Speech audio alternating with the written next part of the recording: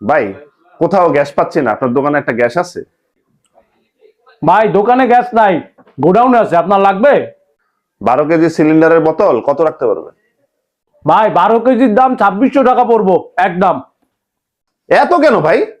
সরকারি রেট তো 1306 টাকা, আপনি নাহলে 200 টাকা বেশি রাখেন, তাই বলে 2600 টাকা?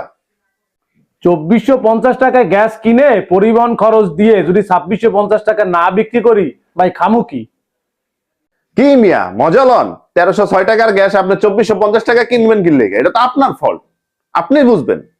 ভাই আমার কাছে কোনো গ্যাস নাই ভাই, সামনে গিয়ে দেখেন ভাই কেউ বিক্রি করে কিনা, আমার কাছে কোনো গ্যাস নাই।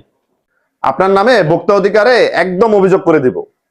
আপনারা সবাই নিয়ে একটা সিন্ডিকেট, ডাবল দামে আপনারা গ্যাস বিক্রি করতেছেন। আপনার যেথায় মন চায় ভাই অভিযোগ করেন, তাতে আমার কোনো সমস্যা নাই। তাতে দেখেন আপনার গ্যাস বাসায় যায় কিনা।